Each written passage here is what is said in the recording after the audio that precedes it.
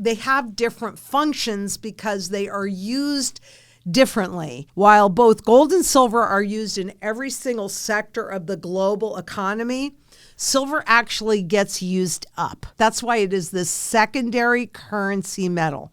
And when you do studies on what happens to both gold and silver during inflation, hyperinflation, deflation, hyperdeflation, gold always outperforms. Now, when you're talking about the pre-33s, that means it even outperforms more. So the way that we do it at Zang Enterprises is we define what your day-to-day cost of living is. And we define it clearly enough to know, like, this is a rooster, right? Old foreign gold coin.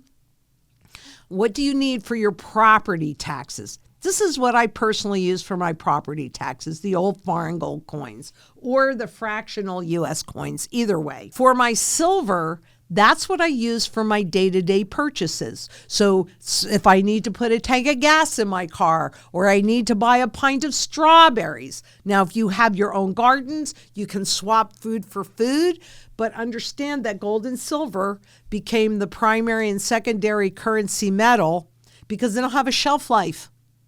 You know, they've tried food before. In Germany, during their hyperinflation, they were going to back their currency with rye, which was at that time a very, very important commodity in Germany. But rye has a shelf life. Everything has been tried. Right? Puka shells have been tried. In Lapland, they have these ginormous coins, rock coins, a lot of them are sitting at the bottom of the ocean because you can't trade them. You can't carry them. They're too heavy, right? So, and that's the thing. For thousands of years, people have tried creating different forms of money. Gold is the only, not silver, I did not say silver. Gold is the only commodity that actually supports all of the functions of sound money. I mean, go ahead, let me try and give you change from that giant stone. You can't do it. It's the same thing. Why aren't diamonds? Well, they figured out how to make diamonds in a lab.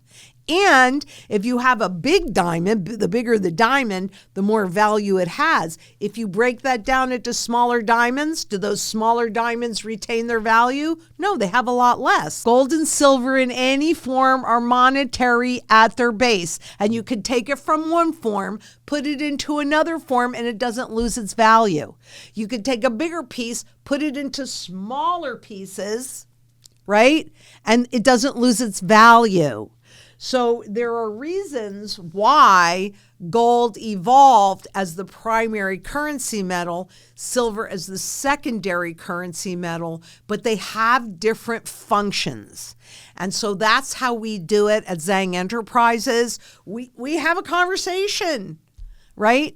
It's not that you can't do it at all with silver. It's not that you can't. You can, but silver takes up a whole lot more space and it does not perform as well as gold.